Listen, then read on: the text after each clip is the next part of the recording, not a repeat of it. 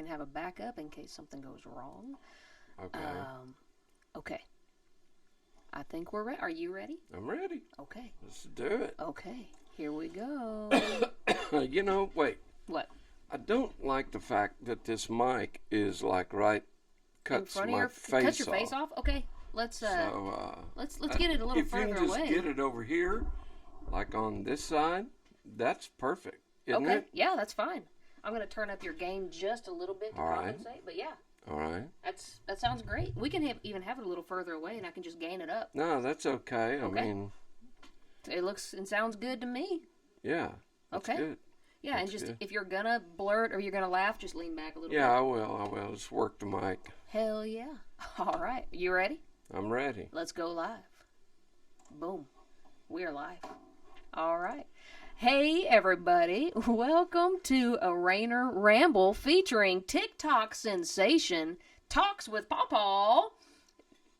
Ha! Applause! Yay! Oh. Hello, how are you? I'm doing good. This is your very first podcast. Thanks for being on. Thanks for being on your podcast. Thanks for being on here with me. Thanks for being on my podcast. Yeah, and like for future, FYI, I'd refer you to just from now on call me The Sensation. The Sensation. Welcome, y'all. The Sensation. And I'm just honored to be on your podcast tonight. Thank you so much for having me. Now we're talking. Now we're getting somewhere.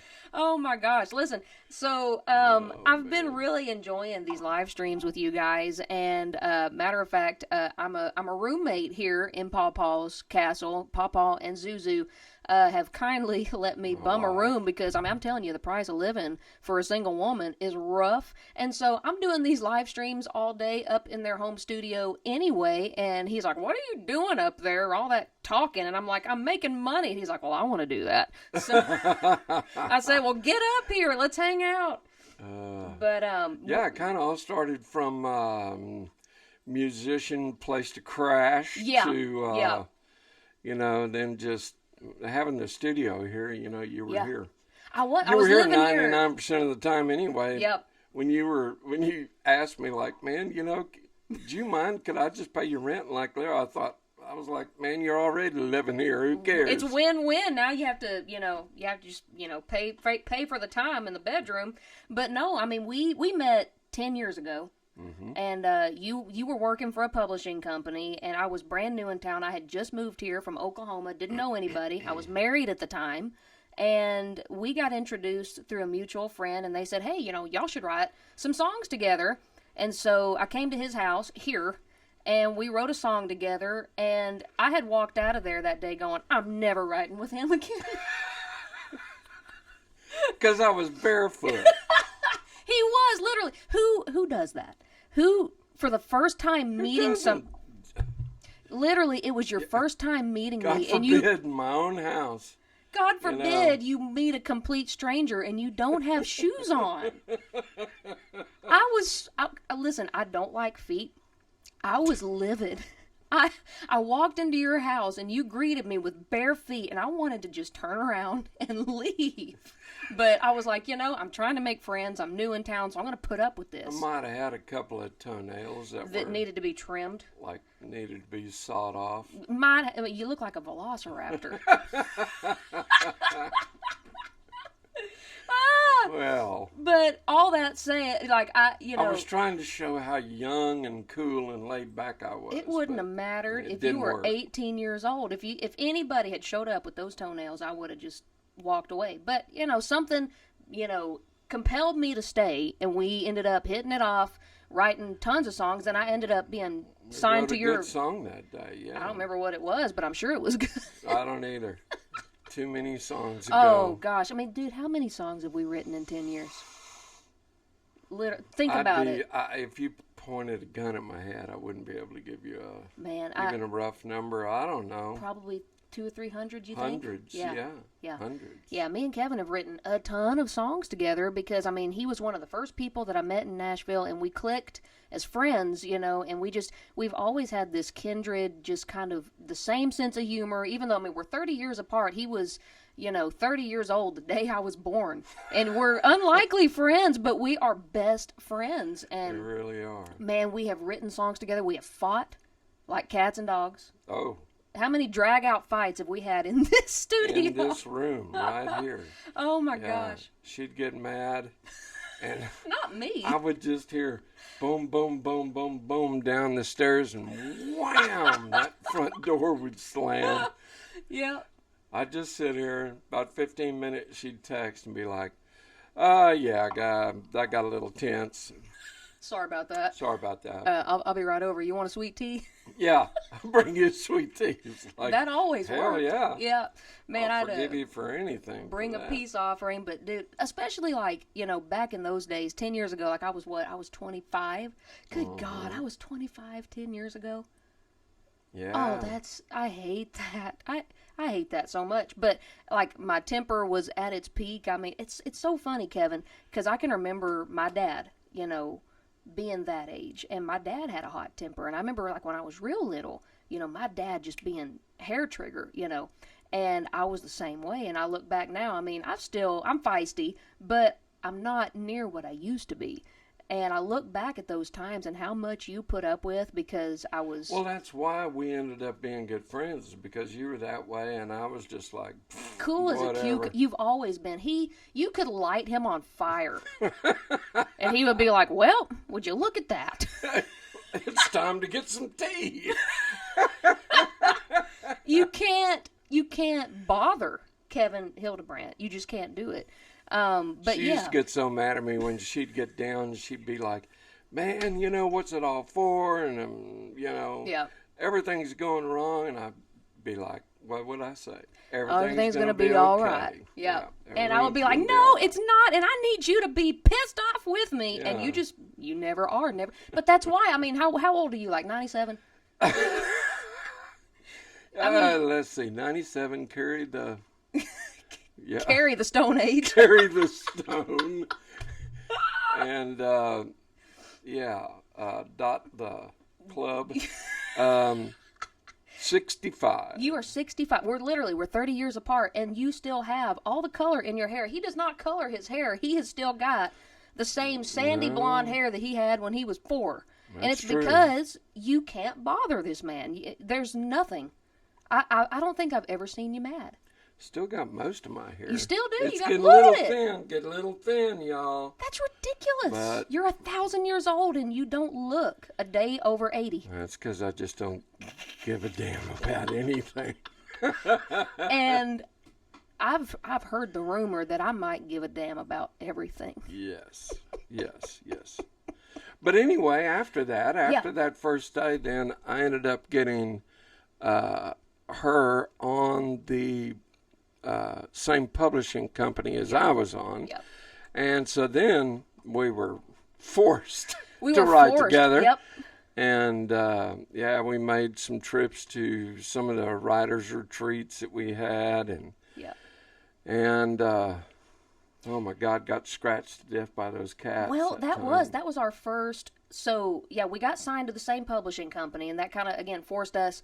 We had to like each other. I had to like you whether you had shoes on or not. Yeah. And our publisher hooked us up with a great deal to go down to South Texas to the beach to write with Dean Dillon, legendary songwriter. And we were so excited. I mean, what an opportunity. And we had to pack up in his pickup truck or your FJ Cruiser at the time for a 12-hour trip. And then I'll tell you, and we've said this before, if you want to know what a friendship is truly made of, spend 12 hours in the car. And we barely knew each other. Yeah. And I was nervous. I was like, oh, my gosh, I don't want to spend 12 hours in the car with this guy. Like, I don't know him. And, dude, did we not laugh like children the entire time? We were hoarse by the time we got there from talking. And Yeah, and that's when we knew it's like, okay, this friendship is going to be just fine. And we're going to be fine working together. And I guess all that to say... Where were we going with that? I think that's the end of that story. Yeah. We met and you ended up on the publishing company. I think that was about it. And then, this one, she just blew past me so fast. No.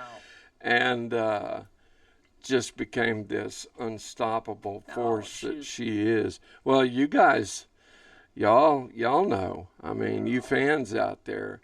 I remember when she showed up here and she was struggling just to play and sing and do some rudimentary stuff like recording. And my God, in just like a year or two, she was just taking like light year after light year of steps forward.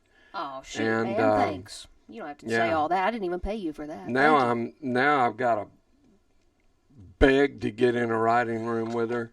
You do not. You live in the writing room with me. I'm literally down the hall. Well, I'm very lucky to be able to write with you. That's for sure. Likewise. And listen, if I can return the favor, let me just make you blush for just a minute. Again, we met 10 years ago, and I showed up to town. I was green, green as I could be, and I thought, I fancied myself a songwriter, and I thought that I wrote great songs, and Kevin, again, in this home studio, we spent just as much time writing as we did just talking about life, and he poured so much wisdom into me and taught me how to write a song. He taught me patience, because I'm one of those, like, I got a song idea, I'll just write it in an hour, and he'll sit on an idea for 2 years. And matter of fact, we did that. It's good enough, yeah. Yeah, and we had one song like that called Who I'll Be Tomorrow. And I played that for them this past week here on the podcast. Oh, God, I love that song. But we had written the first half of it, and I think we actually wrote like a full version of it. And then we backtracked. We rewrote the whole thing under a different hook. And then we went back to the original. Yeah, because one guy... publisher or somebody said, "Oh, no, this should be this way," and we were like, "Well, okay." So we changed it, and then after a little while, we were just like, "You know what? First way is always the best." Yeah. Your first instinct is always going to be best. At least and ours that's is. what we did, and I can't listen to the second version of it. I got to go back to the original version. But it took us 2 years to write that song. It did. And why? I don't know what it was. Was it like the rap on the last verse that we just couldn't? What was it that took 2 years about that song? I just don't know. It was how we were going to rap it. Mm-hmm. I think. Mm-hmm. And, then you get busy, you're writing other stuff, you got publishers breathing down your neck. Yeah. For more songs, new songs. Yeah. And, if you're not careful, some of that good stuff that you've got started can get forgotten, you know. And we never wanted to... we never wanted to let that happen, so we went back and we pulled it back up, and then we promptly finished it, I think. Yeah, well, now that I'm remembering it, like, that song getting finished is thanks to you, because I think I kept trying to move past it. Like, I'd kind of gotten over it, I'd fallen out of love with it, and you never forgot it. Also, it's something that happens, easily. Yeah, you kind of fall out of love with an idea, and you get inspired, you get excited about other things. And about the new stuff. Yeah, yeah. But this one song, you never would forget it. Every few weeks, you'd bring it up. Hey, what about that Who I'd Be Tomorrow song? And I'd kind of roll my eyes and be like, dude, just drop it. But you were a dog with a bone. And I'm so glad that we finished it, because it's one of my favorite songs in our catalog. Yeah. By far. It really is. And I need to record it one of these days. Yeah. I think so too, man. Yeah, it needs a home. That last verse, man. Rings of smoke float like ghosts inside this little room. Oh man, it's so good. Yeah, so if y'all would like to hear me record that song, leave some thumbs up in the chat. Let me know if you would like me to. Whoa. You just hit the mic, sir. Don't touch it. Don't touch it. Sorry. That's okay. But yeah, thumbs up if you would like to hear me record that song. But so I mean, basically. We wrote songs, for several years, and then about 5 years into, our pub deal and all that, I decided, well, it wasn't even 5 years, was it? it was about 5 years in. I called you up. It was late one night, and I'd had a fight with my husband, and I said, man, I think I got to get divorced. And that's right. You know, I came from a religious family and a religious community, and I had known for a while in my heart that the divorce was coming, and I had been kind of testing the subject on my family, and they hadn't gotten behind the idea yet. They were still, you know, team, work it out, you know, marriage is work, that kind of thing. Yeah. And you were the first person that I said it to, and you said, well, all right, you need me to help you pack? I mean, like, you were the first person to really show support in that way. And so, God, I think it was like 10 o'clock at night, Kevin, and I called you and I said, I got to get divorced. I got to leave. And you said, meet me at the IHOP in 15 minutes. And we went to IHOP. Oh, my God, I forgot about that. That's Do you remember that? Yeah. And I did. I showed up and we ordered some omelets. Oh, my gosh. Yeah. Yeah, I totally forgot about that. We met at the IHOP and talked that whole thing through. I mean, you know, it's probably nothing to be proud of. No. Yeah, I made her get a divorce, but no, I had just recently gone through the same thing, and I was just like, man, you know, if it isn't going to work, if it's going to happen, you're better off doing it now. It was my message. Sure. So I was like, you don't want to wait till you're, you know, older like I did and, you know, end up getting a divorce, because it's just hard on everybody, you know, for sure. So, you did. That page turned and... yeah, and then it just, you know, everything took off after that. It was just crazy. And well, you know, you've been on this incredible run. Oh, shoot, man, yeah. You know, it's been wild. The work ethic that, you know, Jordan's got is insane. Oh, thank you. To anybody out there wanting to, like, you know, do the same thing, just know it really, really takes a lot of work. Oh, it really shoot. takes a lot of work. It does. It's not just standing up there having a good time playing the guitar. No. There's so much work that goes on behind the scenes, and so many people involved, from producers to managers to different songwriters to pre-production and production and post-production, and oh my gosh, it takes a lot. The social media and the fans and you know, a lot of moving parts. And you know, you got that all really we got the down. best fans in the world. You got the greatest fans Good in Lord. the world, and you know, I've been to so many of your shows, and your fans. You have. I've drug you to awesome. most of them. Because, I mean, once you've heard me 800 times, you've heard me, you know. I'm out there like, yeah, I've heard that song 47 times in the last 2 months. I wrote that song. Yeah. Yeah. Like, I know where the punchline's coming.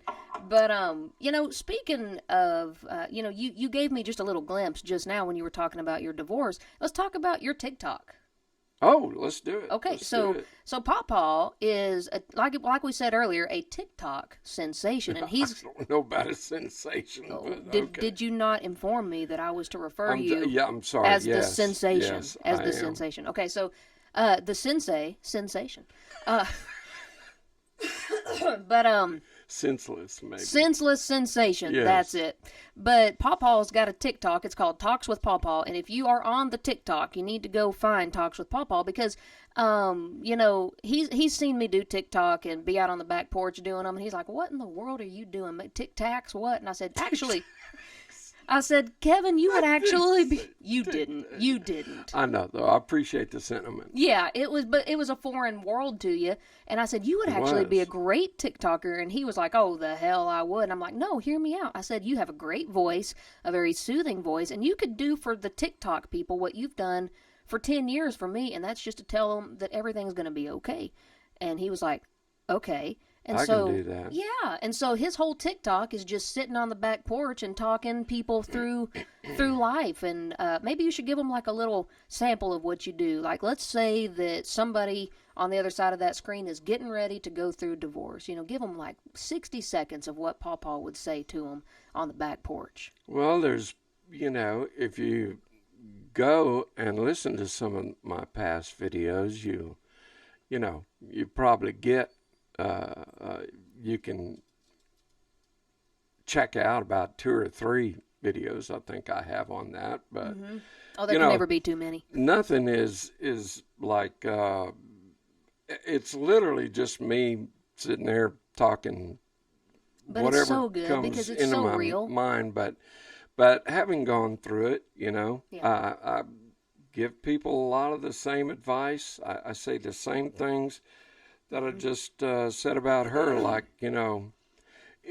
if you don't need to get divorced, don't. Obviously, that's best case scenario. But if you know it's going to happen, do it sooner than later. Yep. And I understand, if there's kids and stuff like that, that makes it really hard and involved. But especially when you're young, if you think you've made a mistake, that's time to say, you know what, before we get too invested in this, let's just call this off. And another reason, and hey, as material as it is just that, material things, money, possessions, things that you've worked, your whole life, and you're sitting there then one day in your prime, and you've accumulated. You're like, man, I'm finally where I want to be. And then you get a divorce and poof, it's all gone, or half of it anyway. And by the time you pay lawyers and everything else, then the rest of it's gone. Yep. And it's just not worth it to try and, the old saying, beating a dead horse. Right. If there's a chance that horse is going to get up, okay. But, Yeah, but there comes a point, I think, before a divorce happens, I think both people know.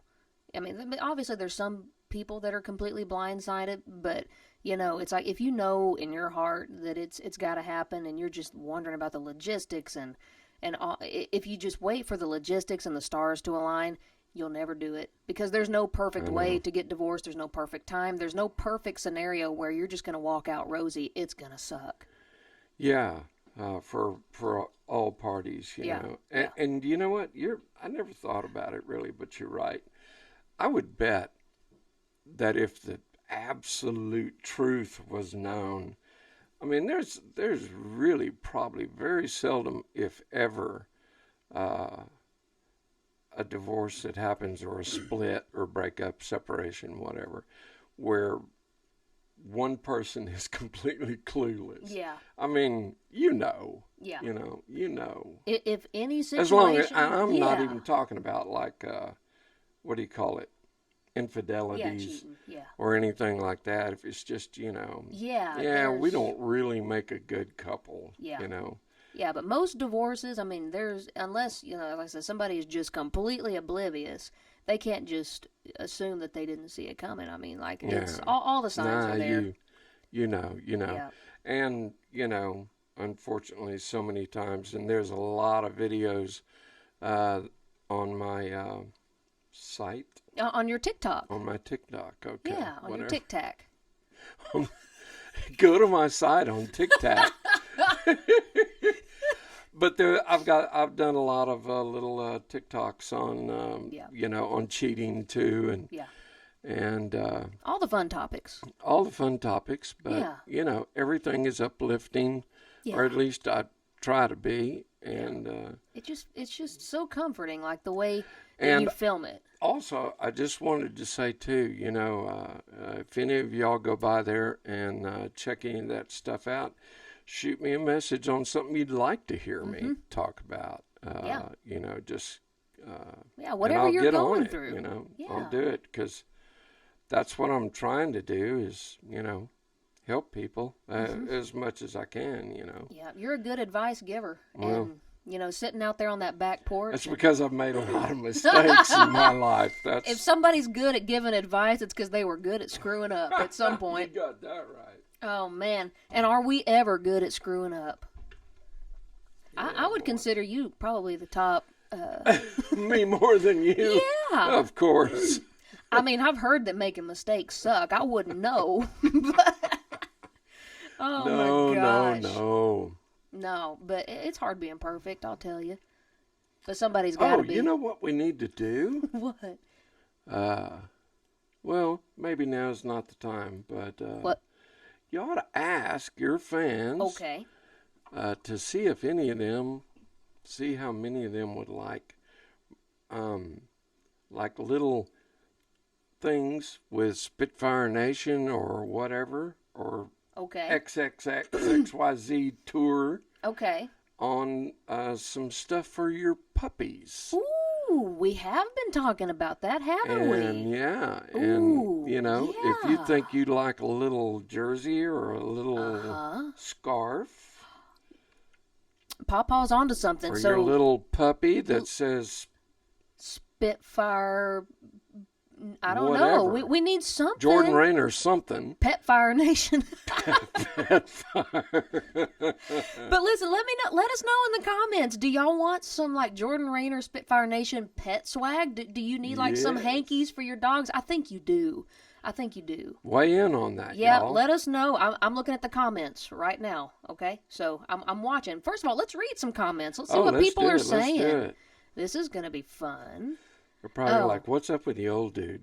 Well, I'm like that. This is my space, my one sacred space, and here you are in it. Exactly. No, there's several people going, I follow him on TikTok. Aw, thank you. There's some people that already follow you. That's fun. Well, you know what? And I got to address this too. I have kind of been on hiatus. Oh, yeah, you have.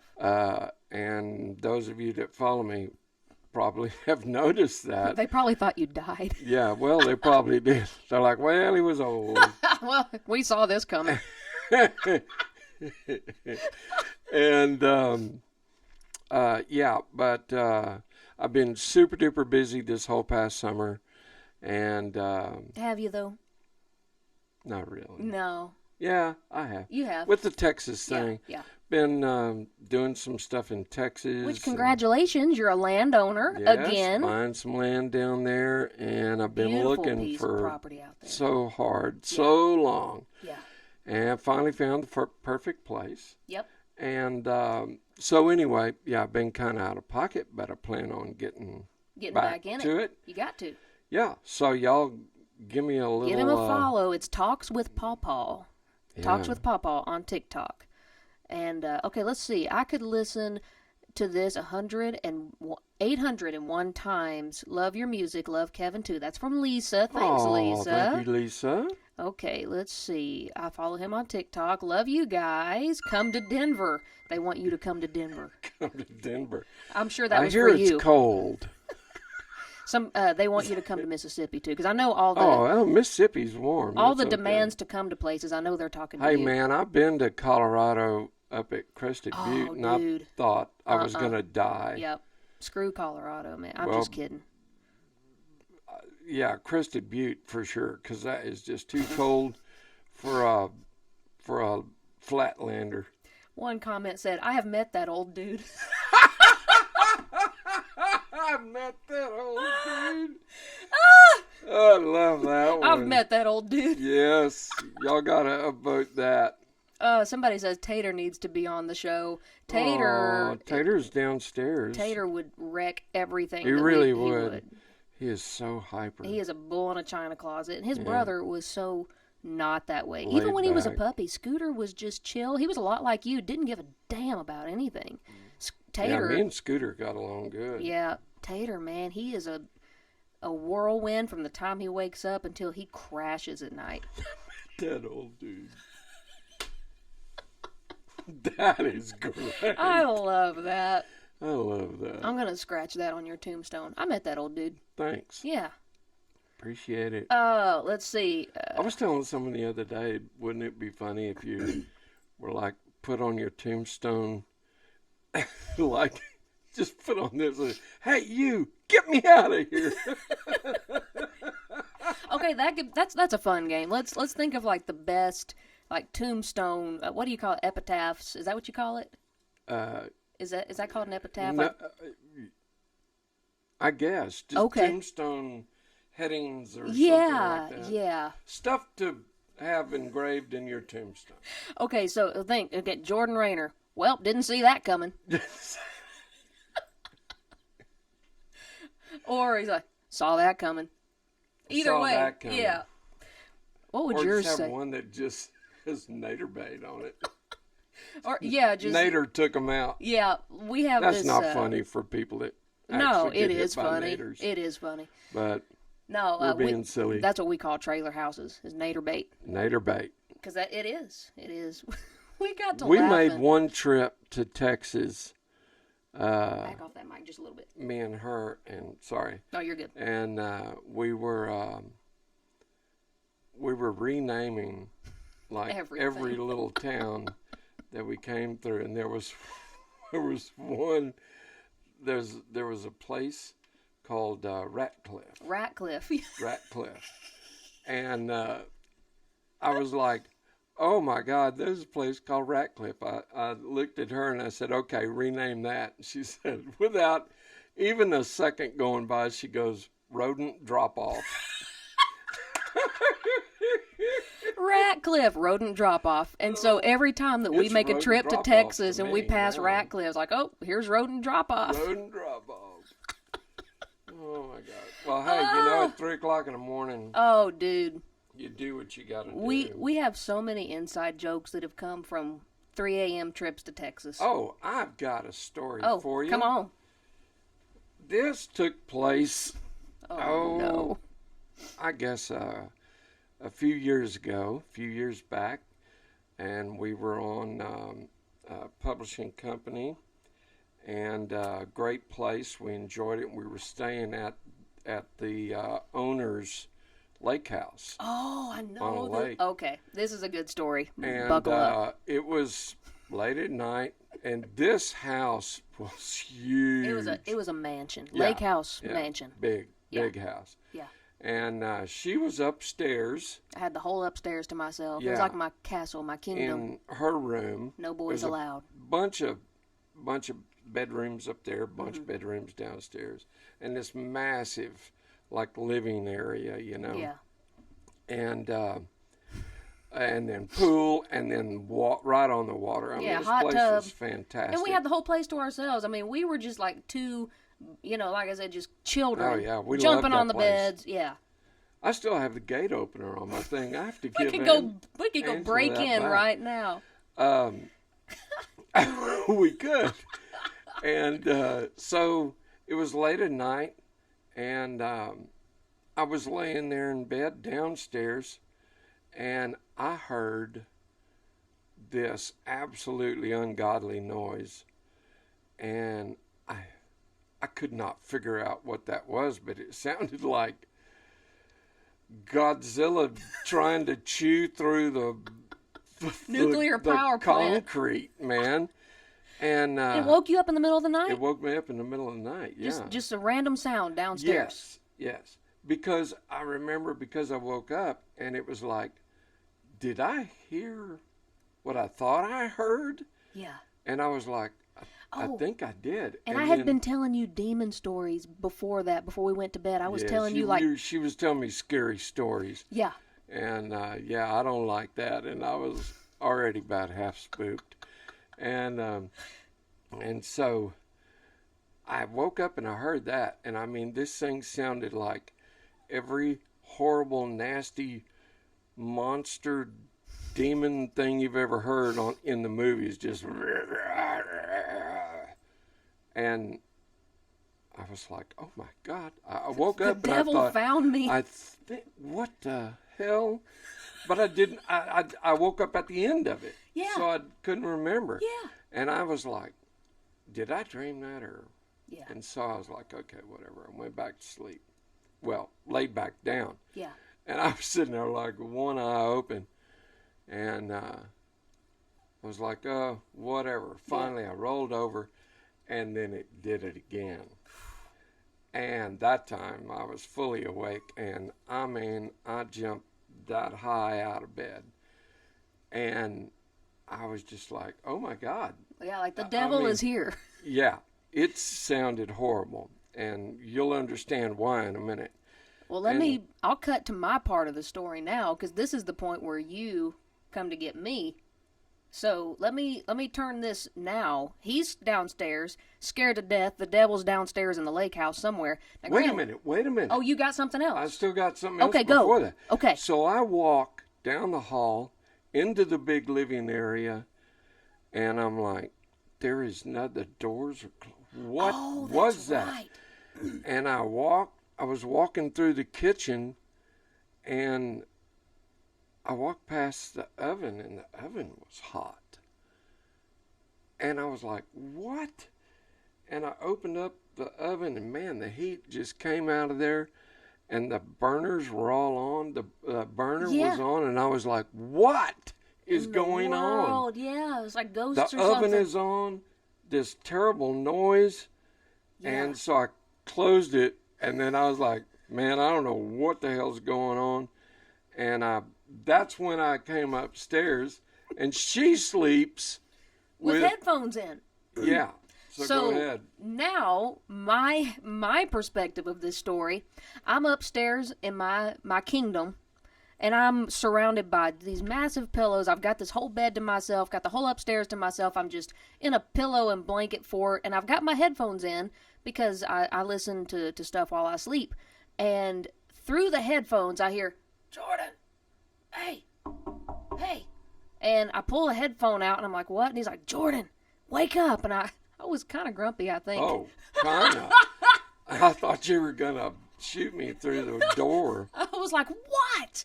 And he's like, it was like a 5-year-old coming in my room. There's something downstairs. I wasn't that bad. It was pretty bad. You were like, it was pretty bad. You were like, there's some kind of... You gotta, did you hear that? I think that's what you said. Yeah, did you hear that sound? I'm like, no, I didn't hear a sound. And he said, was like... all I hear is some beep, fill in the blank, knocking on my door. Yeah, but he was like, you got to come down here and hear this sound. I'm like, I don't want to come down there. Go to bed. And you were pretty shaken up, and you're like, no, come down here now. Get out of bed and get down here, because the devil's down there. This is bad. Yeah, so I crawl out of bed, and I walk downstairs, and I'm adamant that there's nothing down there, and he's being ridiculous. And I was just hell-bent on making him feel stupid, I think. First I asked her, I said, do you know that the oven is on, the stove is on, or whatever? And you were like, no. I said, did you? Yeah. And that morning, she had cooked something. Yeah, and I had forgotten, and I left it on. And left it on. So that mystery was solved. So she told me that, and I was like, okay. Yeah. So that mystery solved. She went over and turned that off. Yeah. And we were standing there, and we're like, well, I don't know. I don't hear anything. Yeah, we go downstairs, and we're there in the kitchen, and then we were standing there, nothing was happening. She was like, dude, I'm going to bed. And I was like, well, yeah, okay, I guess so. And I remember saying, hey, man, isn't it a little warm in here or something? Yeah, and I turned around, and I was moving the AC just a little bit cooler. And it happened again in that room. Hell broke loose. And you got to remember, this is cement floors, because it's a lake house. Super tall ceilings, hard countertops, everything. This sound echoed off of everything, and it sounded huge, like with reverb. And it was so loud. I mean, it sounded like, concert level. It was a Scooby-Doo moment where we almost jumped in each other's arms. Yeah. Zoinks! It was just... it was the most demonic, loud, blood-curdling sound you ever heard. And I literally screamed. Yeah. Out loud. And it just rang out, and it kept going, and it kept going. I'm holding my ears, and I'm like, what is that? And then we both realized what it was. And it was a guitar cable that had been left plugged into the power amp. Yep. But was just laying out there open. The signal was open, and we had it plugged in not only to an amp but to a sound system, because we had been writing earlier that day and had stuff playing through the sound system. And so literally it was concert level, like that noise volume. When you unplug a guitar and it goes Yep. That's the noise. Dude. And it was doing that just randomly. Yep. I don't know if when air hit it from the AC. Yeah, there was something that was just like making it go off. Because you think about it, right when I turned the AC on, is right after that's when it did it. Dude. So I don't know. And we ran over there, and it was still doing it. And so loud. Thank God you toughed it out. You ran over and pulled it out. I was just standing there like this. With my ears plugged, and I had to unplug one ear to pull that cable out. Dude, I didn't get my hearing back for a week. God, it was loud. God, yeah, that's one of my favorite lake house stories, is you being scared that the devil was downstairs. And I was like, you're better off downstairs with the devil besides waking me up. I can verify the devil is not in Georgia. He's in Texas. In the living room. He's in the living room. Oh my gosh, that's funny, dude. Oh man, that was something. We have got so many stories. Oh Lord. I mean, 10 years of friendship, and I helped you get married. If it wasn't, you would not be married to Zuzu today. No. Because, you were online dating, and you came up to me. I think I came over to write or something, and you were like, man, I've been talking to this girl. She's really great, but I think we're going to go listen to some music or something. Like, what do I do? And I remember just like us driving around and me coaching you a little bit, just like, just touch her shoulder, and if she's receptive to that, maybe you touch her hand, and, you would report back to me like the next day and be like, dude, I did it, and it worked. Be like, look, she said this, I said this, and she said this. What does that mean? I was the girl translator. And it worked. Y'all are married. Blissfully, happily married. We got married, and she's the greatest thing in the world. Oh, my gosh. Listen, my life got better when you got married. Because, living here without another woman in the house and just you being on the loose with nobody to, make you do a dish or anything like that. Like, you getting married has made everyone's life better. Well, at least I'm very particular about keeping my microwave clean. I'm not going to even touch that subject. I'm not going to touch it. I'm not going to. The man will not clean the microwave, but heats up pasta and everything else. The first time you came over here. Oh, my gosh. Again, that was the raptor toenail days. You were, I think it was the first day that you were, when you left, and you came over here, and you were on the phone with some people, and you started cleaning that mic. There was stalactites there was that long hanging. Food that had accumulated and had stalactites. It's horrible. I had to get a chisel to get that microwave back in order. And so, you meeting Zuzu was the best thing that happened to both of us. I'll just say that. Yeah. But no, she's great, and she puts up with so much. I mean, she lives with 2 musicians in the house, and constantly making noise. I mean, we have music blaring and guitars and amps, and she's just back there working away, and she just never bothered. Like, oh, sounds good. So we'll be talking. I'll come around the corner and be talking to Zuzu, and we'll hear from up here. We're shut up! I've got a mic open. Maybe that does happen. Oh, okay. Yeah. Oops. Yeah. And she's like, oh. I know. She's so great. Yeah. She's awesome. I mean, my whole living is a hot mic. Every cent I make. Well, it's kind of like the friendship that we have. It's just really weird. It would not work if we weren't like this, and it wouldn't work if Zuzu wasn't like she is, because she doesn't even hear it.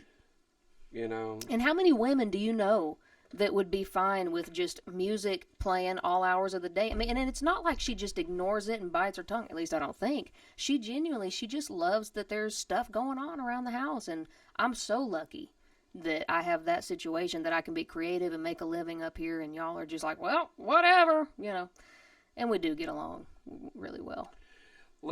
I've got a question. Okay. And maybe everyone would like to know or whatever, but I never did talk to you too much after you went back out to The Voice this last time. And what all happened out there? What all happened out there? Everything. We were out there 6 months. I mean, shoot, the TV show. No, I'm not talking about that. I'm talking about when they asked you back. Oh. To go visit this past time. Yeah. Well, Yeah, surely everyone knows about this girl's stint on The Voice. That little Tell TV them about show. it. Well, I mean, I do know that, I mean, I've continued to maintain a relationship with, the producers and the great folks out there at NBC, and I try to go at least a couple times a year and watch some tapings and some filmings, and, I know that they're considering bringing some Voice alum back, maybe at some point. That would be super cool. That's kind of what I was talking about. Yeah, I mean, I don't know, but I threw my hat in the ring, and I was like, hey, if you ever need somebody to come back and say hello, man, put my hat in the ring. So maybe that would be cool to happen one of these days. Wasn't she great on The Voice? Oh, man, thanks so much. On. Y'all are so sweet. Throw her some credit for that. Saber Ann says, finally caught you live. Hello. Hi, everybody. Thanks for tuning in, man. This is so fun. Well, dude, we've been live for 45 minutes. I feel like that's good. I mean, this is like one of those drives. It's like, yeah, we could do this time all just night. Slides by. It does. And this is us pretty much anytime we're together is just laughing. There's never a serious moment unless one of us is getting divorced, and that's only happened once. That ain't gonna happen to me again. No, it better not. Because if I have to pick a parent, I'm probably going with Mom. Oh. Because she cleans the microwave. Yeah, I don't blame you. Yeah. You know what? Ask her if I can come too. If we get divorced, can I come with you? Guys, this is fun. The way it is too. When we go driving around, we'll go driving around, get a burrito. Yeah. Our favorite food. That's the official food. I'm making that the official food of the Spitfire Nation. It's a gas station burrito. Gas station deep fried burrito, bean burrito. Oh, yeah. That's good stuff. I like mine with a little mustard. She likes with Texas Pete. Yeah. Hot sauce on it.